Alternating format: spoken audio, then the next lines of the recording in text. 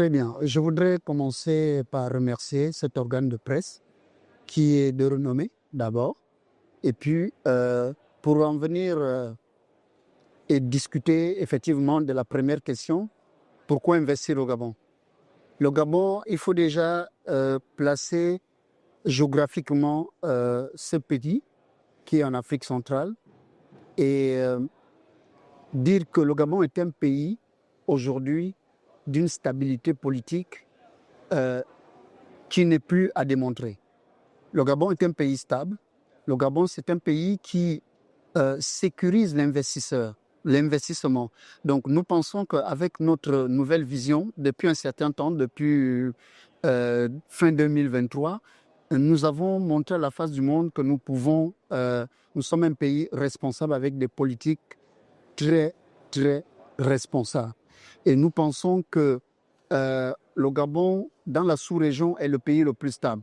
Nous n'avons pas de problème d'insécurité. Nous avons une constitution qui favorise l'investissement au Gabon. Lorsqu'on a, n'est-ce pas, une constitution qui donne 7 ans de mandat, on a tout le temps pour un investisseur de récupérer, avoir le retour sur son investissement. Nous avons également un potentiel, n'est-ce pas, aussi bien minier que pétrolier, qui peut attirer aujourd'hui avec le manganèse, l'or. Aujourd'hui, de plus en plus, on parle des minéraux critiques et nous avons un fort potentiel là-dedans. Donc, je pense que l'investissement au Gabon est sécurisé, aussi bien en termes de stabilité politique, au niveau sécuritaire. Nous sommes un pays qui donne beaucoup d'indicateurs pour favoriser l'investissement au niveau du Gabon. Donc, alors, ceci étant, si on parle de l'interdiction d'ici 2029, c'est-à-dire fin 2029, de l'exportation du manganèse brut, ce n'est pas une stratégie de déstabilisation d'un groupe ou du secteur minier. C'est plutôt pour créer de la valeur, pour ajouter de la valeur au manganèse et faire des transformations au niveau local.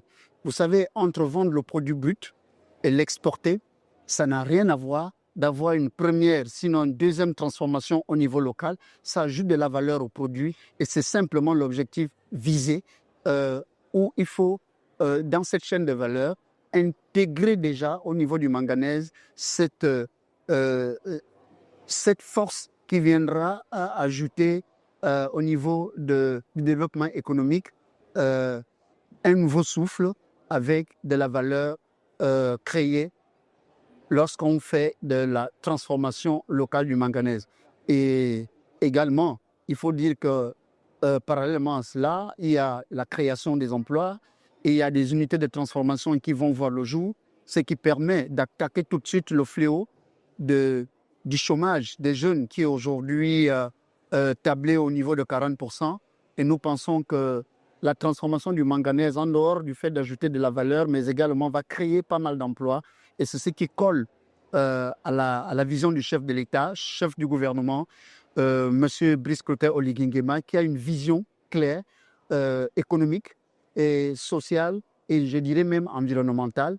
Et je pense que cette stratégie et cette politique de créer de la valeur va dans le fil droit de la vision du chef de l'État.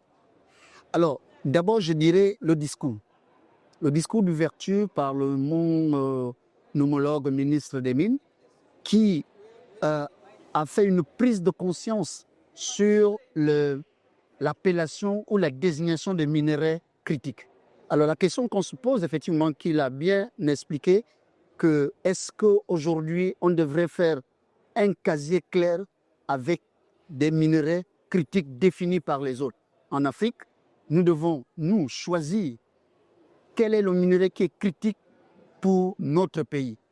Et on nous parle de l'or et des autres minerais qui sont des minerais critiques, mais nous, au Gabon, stratégiquement, par rapport à notre économie, à notre secteur minier, je dirais que le manganèse est un minéral critique pour nous, parce que ça dépend des enjeux et ça dépend de la production de chaque pays.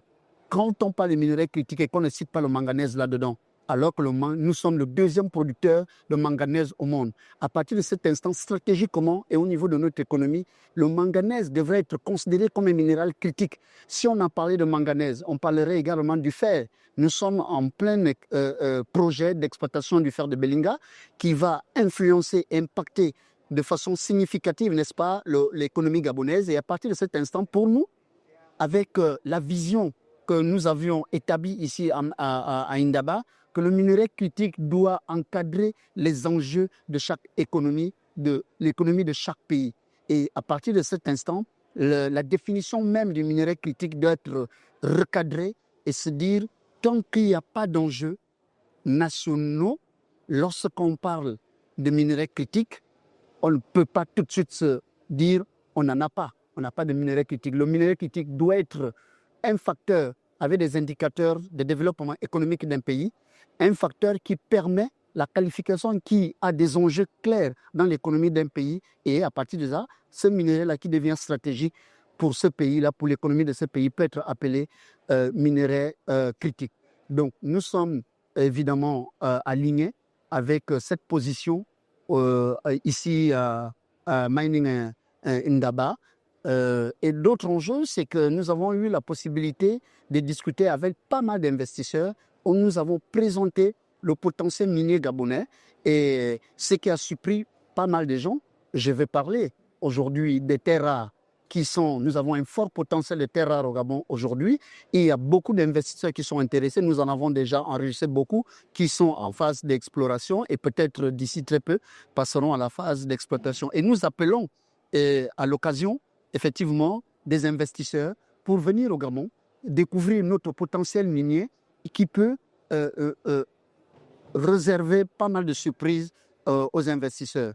Et en ajoutant que les investisseurs devraient être sûrs qu'au niveau de l'État gabonais, la politique géostratégique, et je voudrais même dire notre constitution déjà elle-même sécurise l'investissement au Gabon. Donc le Gabon est une terre d'investissement et nous appelons les investisseurs à venir nombreux parce qu'il y en a.